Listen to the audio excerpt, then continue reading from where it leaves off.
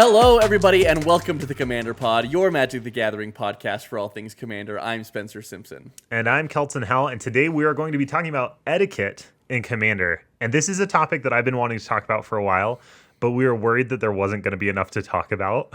So I finally started kind of roughing out some ideas, and I actually think that there will be a lot for us to chat about. So I think it'll be fun. Yeah, and the reason it's important to talk about is because Magic is, I think, somewhat of a social game, but Commander especially is Definitely an inherently social game, driven mostly by the multiplayer, kitchen table-esque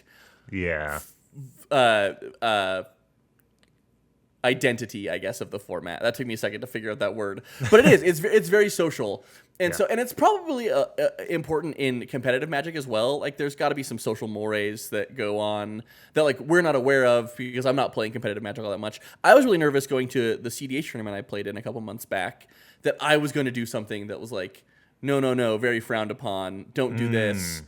And I was actually kind of surprised that it felt a little bit the opposite, where I was worried it was going to be like super intense. I say I cast this spell. It is now on the stack. And there was a lot of like, hey, I'm going to counter that thing. And then the table would be like, wait a second. Do we want to do that? Like, oh, really? Interesting. I wish I'd done a little, like, there was one point where someone had channeled an Otawara to bounce my Tasigur, and I could have probably won on my next turn. And I could have just been like, whoa, like, wait a second. I've been stopped from winning. Like, I think it's better to hold on to that for X player over here that's doing something else.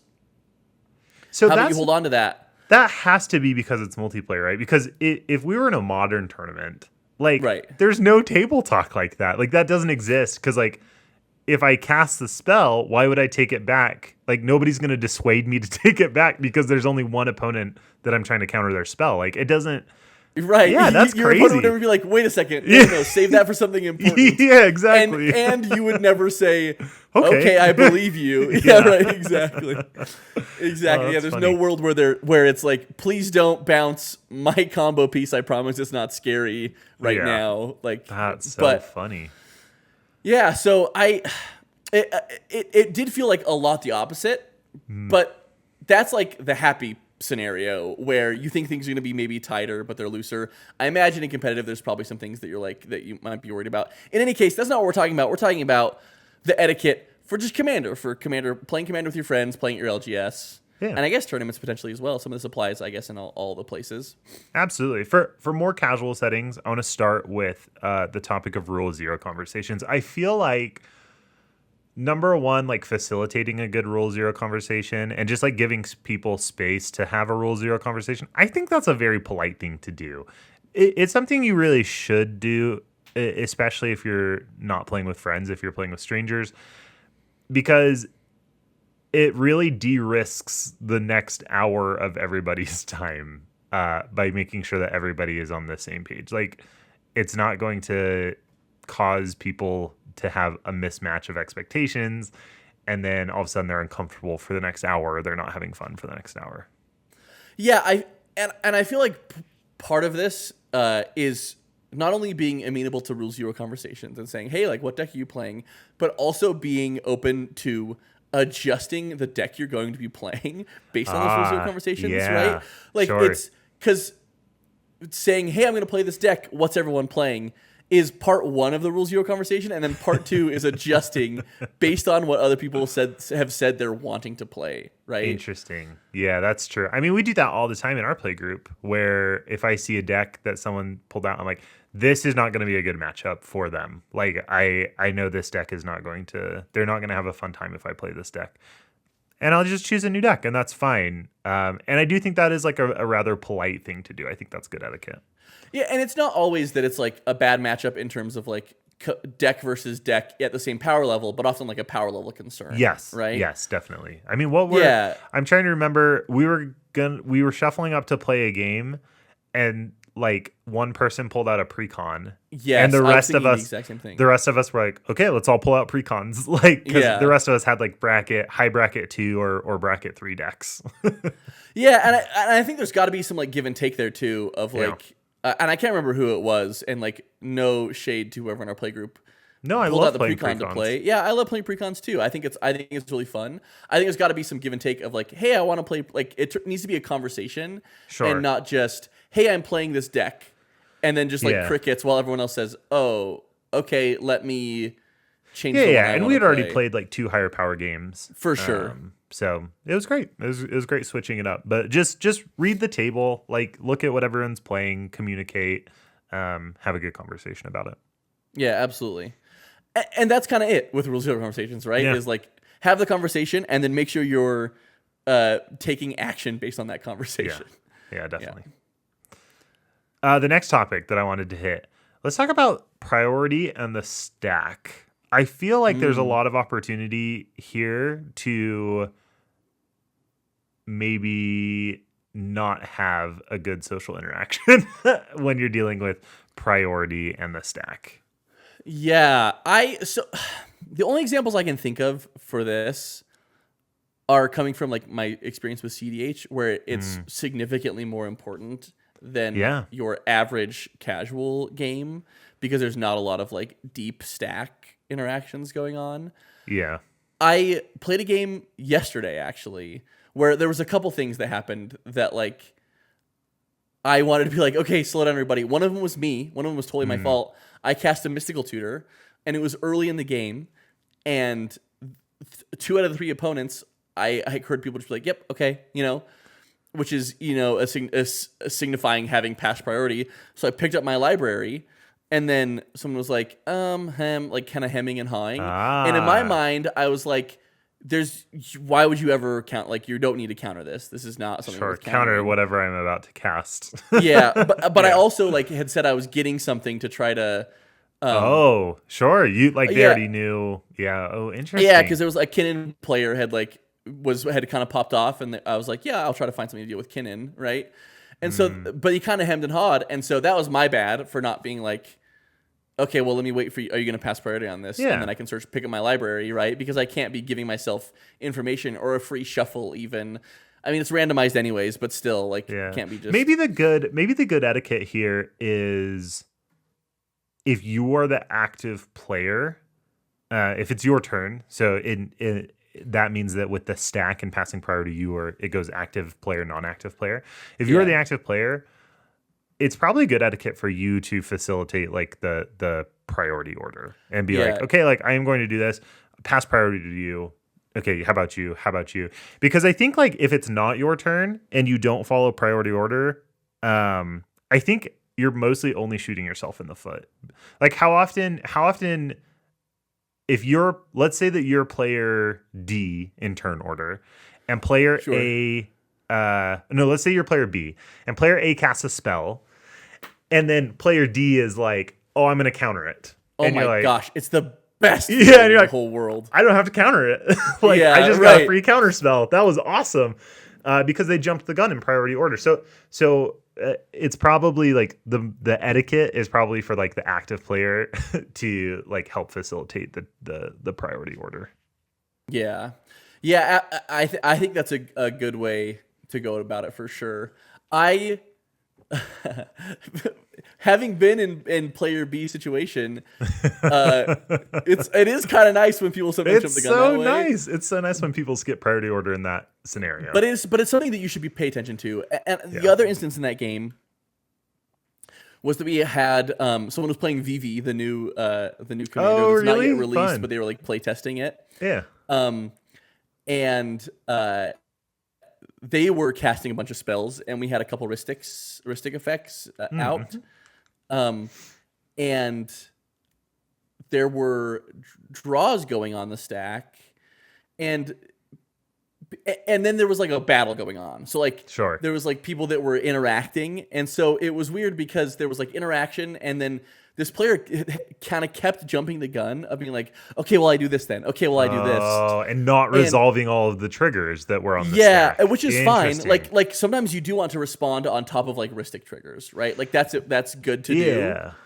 But it was at some point we had to be like, okay, like time out. This is on the stack. I have a draw trigger. Like, are you responding to this trigger, or are you letting me get this trigger? Yes. And then like that's actually the next topic that I wanted to hit was like keeping track of triggers. Like you should be careful to try and resolve triggers in the correct order where possible.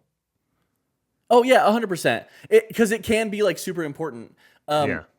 And I mean, it's probably less important in when you're not having like crazy stack battles or whatever, right? Sure. But it No, still I think is it's like, still pretty important in casual. Like I do think that like the order of triggers ends up mattering quite a bit, to be honest. yeah, I think there's a lot of scenarios where that is the case. I'm trying to think of some other specific ones. I was listening to a podcast today from Ian Flannery, comedian MTG. Oh, He was that's talking fun. about his experience at a recent tournament, and he was storming off on someone else's turn and was able to pay for Ristic Study because he had a Burgie out and he was after turn order from the Ristic Study player. So what would happen is the Ristic trigger would go on the stack, and then his Burgie trigger would go on the stack from him casting a spell. So we'd get the red mana and be able to pay for the Ristic Study. That's so cool. Another one that I think comes up a lot is like board wipes. Like sometimes there's a board wipe effect and there's like a bunch of blood artist effects, or there's a bunch of like, I don't know, something that creates treasure tokens when things die. And it does kind of matter like in the order, or like if things create tokens. Yeah, it matters what order those resolve. So like it's good etiquette to keep track of your own triggers. And I would say it's good sportsmanship to help your opponents keep track of their triggers. Yes. I think so. I think especially in casual commander. Yes. I think especially in casual Definitely. commander. I will say in CDH, I am much less inclined to remind somebody of their Ristic Study triggers. Yep. Though That makes potentially sense. though potentially more inclined to remind them of like What One is Ring triggers or whatever. I guess the ruling there, because if it's not a May ability, it's still up to the person who the controller of the trigger to remember it, right? Even if it's not a May ability. If it's not a May ability, I don't know about not May abilities, to be completely honest. So like things like Esper Sentinel or stuff like that. That's a good question for a judge, because I think any judges in the comments, tell us let us how know. You're supposed to resolve May abilities. Let us know, and let us know if you think it's like bad etiquette or bad sportsmanship to not remind someone of their Ristic Study triggers. Yeah. Like, and that's not to say like you're casting a spell and you like, because like you say you're paying for Ristic Study or whatever, but like, because I feel like I do that a lot. Like, I cast a spell, I can't pay for Ristic Study or whatever. That was just kind of reminding someone about their trigger. But like, if someone else casts a spell, I don't know. I think I've gotten more about reminding it recently, but I don't know where I fall on that, to be honest. When in like with May triggers in CDH, it's in casual. I always try and remind people though. 100%. Yeah, and when you do, don't be smug about it. Like, just don't be like, oh, like, hey, I'm reminding you of this trigger. Like, I don't want to keep reminding you or whatever. Like, just be cool. You're all playing the same game. Yeah, for sure. Board states get complicated too. Like, one thing that's kind of fun, honestly, that we've done for each other too, is keeping track of, like, when someone's like storming off or has like a turn that's like a lot of things are happening, just kind of managing, like helping them manage what's going on, like counting mana or like treasure tokens, or stuff like storm that. count Storm or count, whatever. Yeah, that's fun. I think that actually makes it like a very fun interactive game. Let's move on to the next topic. I wanted to talk about keeping a tidy board state. Okay. There's one within this. So I think there are just some good etiquette. Keep things visible, keep things well organized. Don't put your lands above your creatures like a maniac. Yeah, right. I don't need to see your lands. Sometimes I do. But. Yeah, but not more than I need to see your creatures. So it's actually lands that I want to talk about though. I have a habit of if I have an artifact like a mana rock and its only ability is a mana ability, then I'll sometimes group it with my lands. I wanted to hear your thoughts on that. Like, do you want would you prefer people to keep their artifacts completely separate from their lands? I don't think completely separate. I think it's fine to group mana sources, but I would stay away from like obscuring them. I have been trying recently to like stack my land, so it's kind of like they kind of like build little Oh yeah, sure. diagonal pyramids or whatever, and like not not making a pile out of them, though that can get annoying if you have like tons Yeah. and tons of lands, right? Yeah, I probably shouldn't do that. I pile them if they're tapped. Like if I have like 6 untapped lands and like 6 tapped lands, I'll just like stack all the tapped lands and put them to the side. And sometimes there's artifacts in there because I keep my artifacts with the rest of my mana sources if they're not doing anything else. And I probably should do that. I should probably get better at doing that. I think the time that recently that I can think of that has come up is like people have a creature or something that like when it enters the battlefield destroys some artifacts or enchantments or whatever, and in an Hiding attempt to be them? like, yeah, well, in an attempt to be no, I don't think anyone's trying to hide them, but I think in an attempt to be somewhat generous to people who have like maybe aren't doing as well in the game, have like one value enchantment out or whatever. Yeah. Like they kind of have to hunt and be like, does anyone else have any artifacts or enchantments or whatever? Like there's been plenty of times where I've been like, no, oh wait, and then had to look through my lands. You know what I mean? Yeah. And so, Have you heard of? I'm trying to remember exactly what the story was, but I think I heard a story about how Dryad Arbor was actually like an issue in competitive Magic because people would just put it in with their lands and it looks like a land.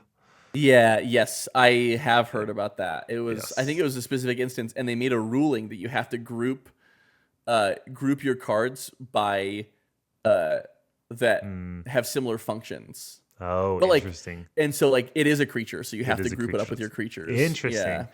Do you want to hear another really funny like judging story that I heard about the other day? Yeah, please. This is such a tangent. I was looking at building a commander deck where the win condition was getting my opponents to scoop because I could just make them shuffle their library indefinitely. Oh my gosh. And so of course I came across the card Soldier of Fortune. Have you ever heard of this card before? That sounds familiar, but I don't know that I have. So Soldier of Fortune is 1 red mana for a creature, a 1/1 creature that has the ability red tap target player shuffles his or her library. I read a funny Reddit post about this card that apparently this was a problem in competitive Magic at one time because there was a rule that that somehow ended up with making you and your opponent play with your cards unsleeved. And whoa. And so there was a Soldier of Fortune deck in the meta where you would repeatedly make your opponent shuffle their cards and it would like damage their cards, and so they would just scoop because they didn't want to damage their cards. And oh my gosh. And I think if I recall the story correctly, and if anybody else has experience with this story or knows about this, or maybe played when this was a thing, we'd really love to hear about it because this sounds hilarious. I think that it yielded a ruling that if your deck is randomized, if there's no known order and it's already been shuffled, I think it's considered shuffled. Like I don't think you have to shuffle it again. Wow, you could just like pick it up, put it back down. Yeah, it is shuffled. Yeah. Wow, isn't that interesting? That is fascinating. Yeah. If any of you played when this was a thing, I would love to hear about it. I find that super, super fascinating. That's wild. Well, thank you for not building that deck, though maybe you still might. No, no. that is crazy. I still am a little bit floating on the mana sources thing, just because I think another thing that's important for keeping a tidy board state and keeping your things organized, and you've mentioned this, is like we play limited events sometimes. It doesn't. We are fine with like take back. Like we're generally fine with take backs. I think pretty often. Let me retap my mana or whatever. Yeah. I am less fine with that at limited events because I'm like trying to win and trying to play well. You know, interesting. Is it bad that I oftentimes, if I can just tell they're a newer player, I'll be more lenient with takebacks. But sure. If they're more experienced player, I'm like, nah. Yeah, I'm like, no, sorry, dude. Sorry, dude. You beefed it. You tapped your mana. Yeah, and so like I think you had told me about this. You were playing with a player one time that they were not tapping their mana very well. And I've had this before, I think, too, but I just specifically remember this story from you. And they were like kind of half tapping their lands, and they were kind of like sloppily grouped, and they were playing spells. Yeah. And at one point, you were like, "Okay, like, will you tap your land? Like, which of your lands are tapped?" Because you were specifically waiting for them to tap out to not be able to cast a counter spell, right? Yeah. And so, like their lands were tapped. Like instead of like being fully this way, they were like. You know, like it was they were impossible to tell. Yeah, like, there was no way to tell. Yeah, 100%. And so I think that's another reason why, especially when you're playing with your friends, like whatever, you know. Yeah. I think I still do this stuff, obviously, but like they're your friends and they'll understand and they love you for you, even if you are like a hot mess with your board state. But when you're playing it with other people, I think it's something to just to be aware of, and can be important and can affect gameplay. Frankly, totally can. All right, the next topic is pace of play. Okay, this is a hard one because I like in general keep a good pace of play. It's good etiquette because it lets your opponents play the game as well, and you're not monopolizing the game clock. Some decks just take up more game clock than others. Really? What kind of decks, Wilson, take up? Mostly the kinds of decks that you like to play. Here's the thing. The more game actions I'm taking, the more Magic I'm playing, Kelson. It's true. The less the less Magic your opponents are playing. It's the same logic of every time for each opponent that draws. It's like if all four players draw a card, you have three opponents drawing one card. Yeah. And so 3 cards versus 1 card. So if I'm taking a bunch of game actions, you want to be taking three times as many. Yeah, collectively, the table's taking 3 fewer because I'm taking them. There you go. It's a lot of advantage. It is a lot of advantage. No, you're right. That it is something but it is something that you and I have worked on. Is like, yeah, but also it's okay that like some decks do that. I think that has actually bled into our Rule Zero conversations where we'll say like, hey, we're looking for a faster game, or like, hey, you're playing a grindy deck. Let's all just kind of just play a grindier deck, and that's okay. I think we communicate about it a lot more now. Yeah, and I think also what we've started doing is just trying to expedite as much as we can. Like we used to do a lot of thinking between game actions and stuff, and I think you either have to like know the deck inside and out and be able to like make those game actions very, very quickly, or be a little bit willing to play fast and loose. Yeah, exactly. Yeah, and sometimes that leads to like, you know, missing triggers and stuff, and that's where it becomes helpful to like, you can help other people expedite by being like, hey, I got storm count, hey, I got mana count, hey, I got, you know, like that's a way to help as well. Or you could go the route of like, hey, listen, like, do you have it? Are you gonna win right now? I do that a lot when I'm playing against some of your decks where I'm like, okay, I understand how Shirei works. Like we've been here. I can see the cards that you have on the battlefield. It's not cool anymore, Spencer. I don't need to watch you do this 3 more times. Do you think you have it?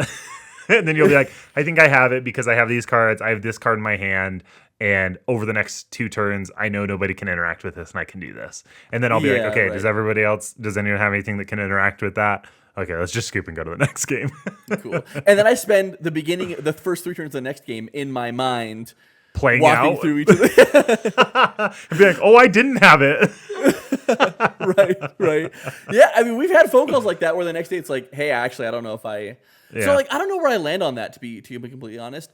It's very easy to do that, especially if you feel like when you've played a game that you don't know, like you feel like you've not done very much, or you feel like your deck has like, you feel like you're kind of out of the game anyways, and so it's very easy.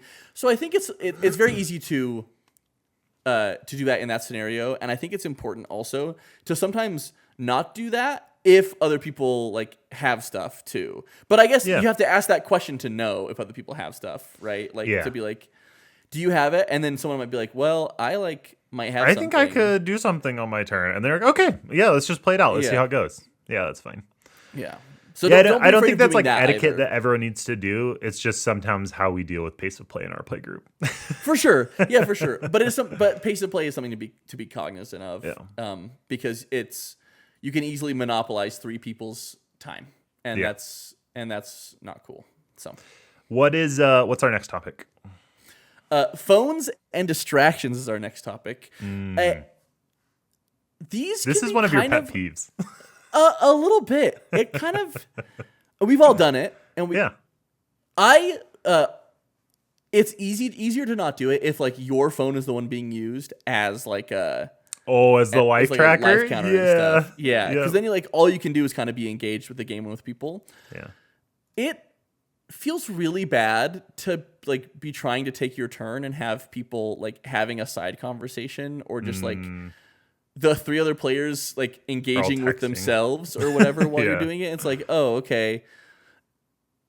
It's not the worst thing in the world, and it's not like when it's your turn. Like I don't feel like when it's my turn, all eyes need to be on me. But like it is a game, and You should like be it's keeping track of what's happening. right. You should be keeping track of what's happening, and the same should be said of like me. I need to make sure I'm keeping track of other people's turns. And there's definitely times where like we have movies on sometimes when we're playing, and I'm just Yeah. like locked in on like Mission Impossible or whatever. Yeah. I wanted to ask what you thought about the movies, because this is something that I have been doing the last few months. Is I put on a movie whenever we're playing Commander, and partially for like the people who are in an active game so that they like have something to watch, but also Yeah. because like sometimes turns are long, or sometimes someone's searching their library, and I feel like the movie is less distracting than people getting on their phones, Oh, because we 100%. usually end up like chatting about the movie, and it's like fun too.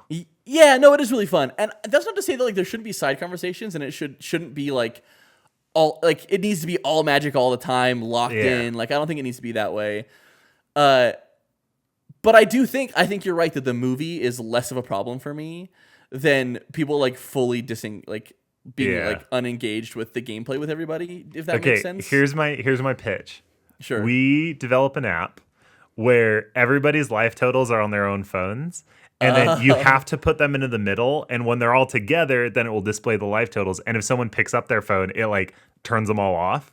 Oh And man, everyone has to have their phones in the middle to keep track of the life totals. that's kind of sick. Actually, that's kind of fun. Like a welcome to class. Put your phone in this basket. Yeah. Type thing. Yeah, that's very cool. I think it'd be fun. Yeah, I think for me the big thing is like phones, but Yeah. like because even someone getting up and like getting a drink or a snack or something, I'm like whatever. Like that doesn't. I just bother always me. make sure to do it when the big threat is moving to combat. Yeah, right. You're like I'm not gonna be here. To Yeah. make sure. Oh, sorry. I have to run to the bathroom really quick. run to the bathroom. Let me know what happens. Yeah, right. And then you come back and we've shuffled your library for you because I have a new 7 cards. no.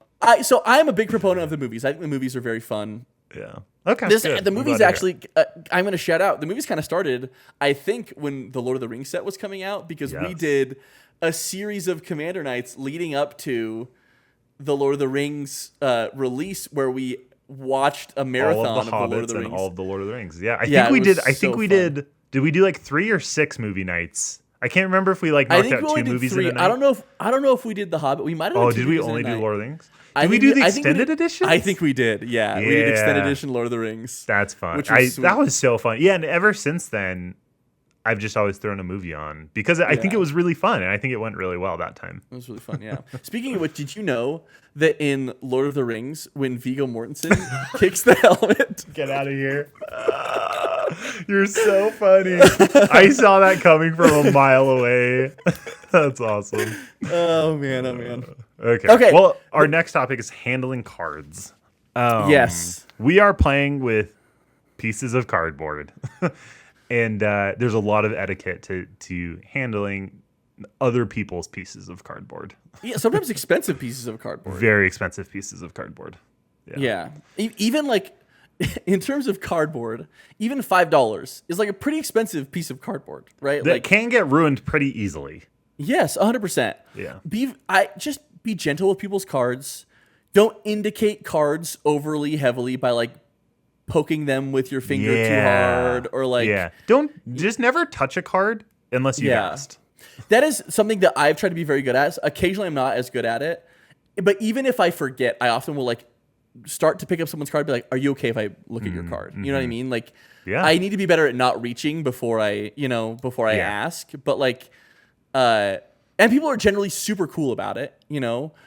It's just, it's nice. It's nice to respect other people's things. Like, sure, they're all game pieces. Don't put food and drink on the table if you can avoid it, or at least keep it in an area where if it tips or spills, then it's not going to create an issue. Yeah, if you're a heavy gesticulator, like clear the area, keep it out of the way. Yeah. I think it's probably a good idea to just also always treat cards like they're expensive, because it might be an expensive card and you don't know that it's expensive. Yeah, like it could be something that like it has sentimental value to the person. Yeah, so it could be like a signed artist proof or something that you just don't know. Like, and you don't know. So I always get nervous because I play Vintage Cube with some people, and we're playing with real cards. And some of those cards are crazy expensive. And like even the ones that are like, $20, if it's like a flip card, I'm always like, oh, I don't want to take it out of the sleeve and flip it to look at the other side. So a lot of times I'll just like pull it up on my phone, or I'll ask like, is it okay if I take this card out of the sleeve? Yeah. Yeah, it's something to be super aware, because like sometimes someone actually might also not know how expensive their card is. We had a friend come to our Commander Night forever ago that had like a Masterpieces Crucible World. Oh yeah, do you remember? Yeah, I do remember. And they were that. like, they were playing with it, and we were like, dude, that's so sick. And they're like, yeah, it was like, I really like it. It's pretty. We're like, no, dude, that's like a $200 card right now. And they were like, what? They like fully had no idea. Even last week, in our play group, someone was like, I was like, oh man, Shadow Spear is such a sick card, and they're like, oh yeah, that's pretty good. I've got like 5 of them, and I was like, it's like $30 right now, right? What? So it's, just always treat cards. One thing I wanted to call out, because we have a friend that's really good about this, and they have a coin flip deck, and I've noticed that flipping coins onto cards often leaves dents on cards. Oh. And they're very good about not flipping their coins around other people's cards. So if you have a dice rolling deck or a coin flipping deck, they can very, very easily dent cards. So just make sure that if you want to dent your own cards, that's fine. But don't ever roll dice or flip coins on top of other people's cards. Yeah, that's a very good call out. Yeah. I'm sorry I've rolled so many dice on your cards. The D20 are like mostly spherical, so I don't know that it's that big of a deal. No, you're good. No, but we have a friend that has a coin flip deck, and I'm always like very impressed that he watches out for other people's cards. It is cool. It's very cool to do. Yeah. Shout out to Zindersplit, Okan Zindersplit. Yes. Yep. Okay, I have one more here, unless you have any surprise topics for me. But I wanted to talk about politicking. Like that's part of the sociality of Commander, I think, is like the opportunity, like you said, to be like, oh, don't counterspell my thing, hold on to it for their thing.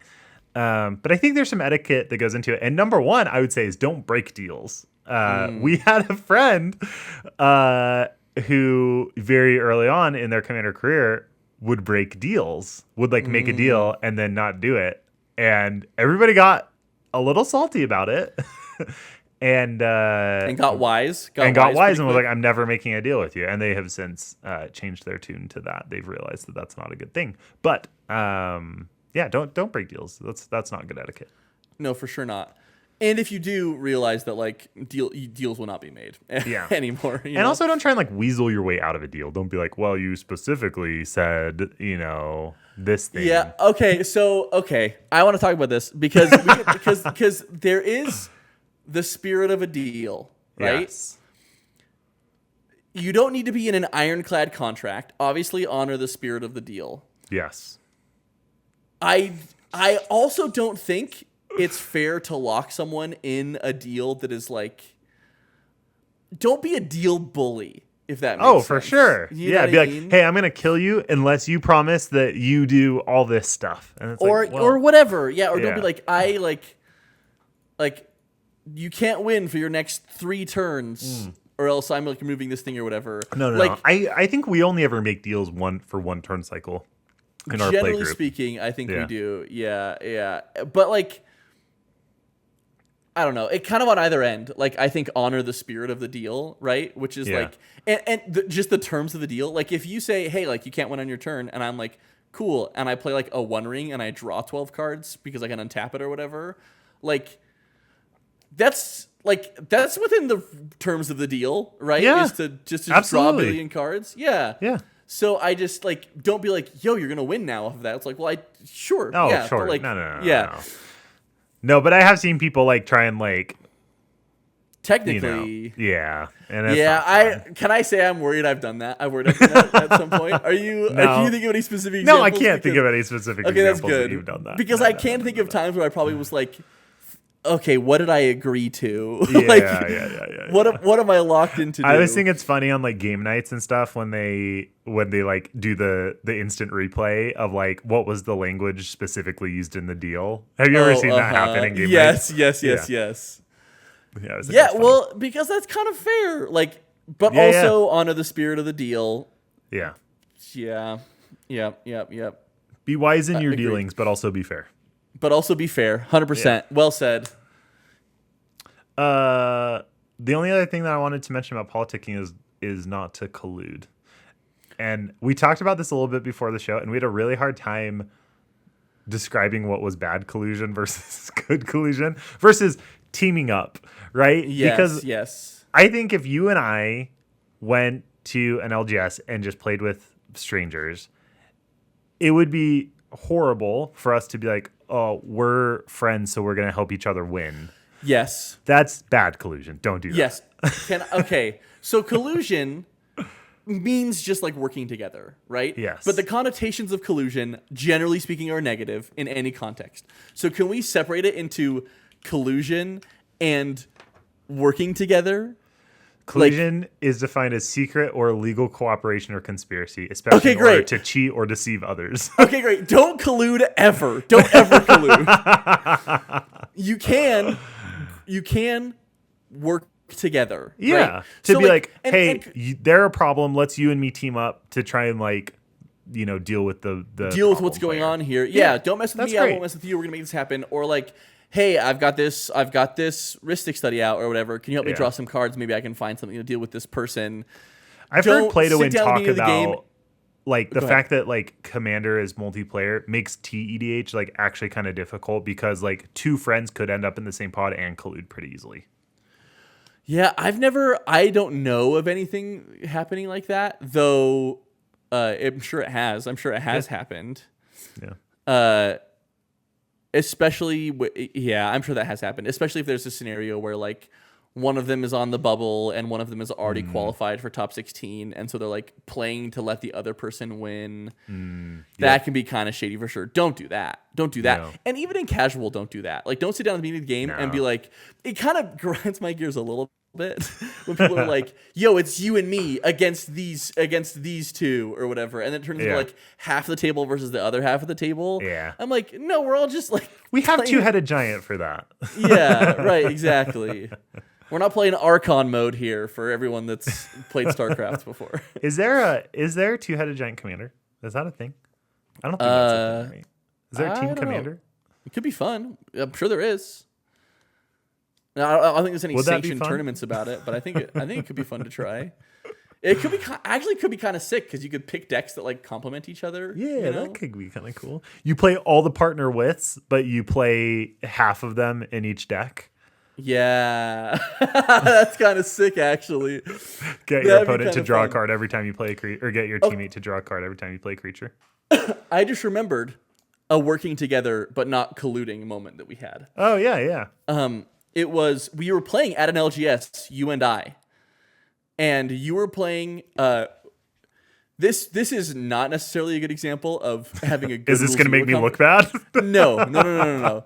This is not an example of when we've been particularly good at having Rule Zero conversations. This was this a little bit predates our power level stuff. Our power level stuff. Before we had our show. Before we had our show, which excuses us of all wrongdoings. we had a Rule Zero conversation, and we were trying to like suss out like what was happening. And I think we ended up playing decks that were just like a little bit higher powered than the other two. Was this against the Abzan Toxic deck? It was, yeah. It was upgraded. It was like, and he had said like, yeah, it's pretty good. It's pretty upgraded or whatever. Yeah, which we took at face value. We also just didn't have a scope for like what upgraded versus like more powerful was. I think at that point. In any case. You had kind of popped off playing Mirim. Yep. And he had got a decent amount of poison counters. Oh, you know what actually was happening is we were playing Two-Headed Giant. Someone suggested. Oh my gosh, were we? We were playing Two-Headed Giant because we were playing against the other deck was like a Stax deck. It was like a Kenrith. No, it was a... Because they were playing Conqueror's Flail. Was it Aragorn? It was like the Jeskai Aragorn, I think. No, I think it was before Lord of the Rings. Anyways, yes, I do remember. I think we were playing teams. So we were we were colluding, and that is a good thing. I remember now that we were strictly colluding. We also lost to Toxic. Because he had gotten enough poison counters, and I had a Yawgmoth Thran Physician, and I proliferated them. You did? Yeah. We won on my turn before it got to your turn, where you were going to beat us down and win because I proliferated the poison counters. Their toxic counters or their poison counters. Your toxic, because you and I weren't on a team. Me and the poison deck were on a team.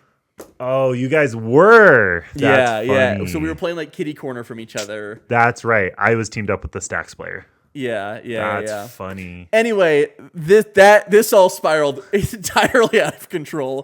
This is a bad example of collusion because it truly was Two-Headed Giant. Two-Headed Giant commander. That's kind so of funny. an interpretation of it. One of the cards on the ban list. Is it Trade Secrets? Is actually banned for this. Trade routes. No, Trade Routes is the land one. Trade Secrets is 1 blue for a sorcery. Target opponent draws 2 cards. Then you draw up to 4 cards. That opponent may repeat this process as many times as he or she works. Does this not end up decking you? Yeah, it should. I think that decks right. Doesn't that deck you up to 4 cards. Yeah. So like this is like specifically banned because of collusion. Yeah, for sure. If I cast a Trade Secrets and targeted you, you draw 2 cards, I draw 4 cards. Would you draw another 2 cards? I would draw my whole library. You would draw your whole library? 100%. Knowing that I get to draw my whole library first. Yeah, 100%. Yeah. Okay. Well, not first, together. Yeah, this one should probably be banned. Yeah. Yeah, we just both get our library in our hand, and it's a sorcery, so likely it's your turn. So I get to untap. You get to untap, unless I win right there. Unless you win right there, yeah, for sure. Interesting. Which will be tough through my whole library. With all of your forces of wills. Yeah, exactly. Yeah, that's awesome. Very fun. Well, this has been, like I said, I think there was a lot more to talk about than I initially thought about etiquette. I want to hear from our listeners, what are some examples of good or bad etiquette that you've witnessed? I want to know, what tips do you have? What horror stories do you have? Would love to hear it. Yeah. So maybe some self-aware horror stories too. We like to see growth. We like to see growth in this channel. Anyway, everybody, thank you for listening. Please check out our Discord, like and subscribe. And until next time, remember to always pay the one.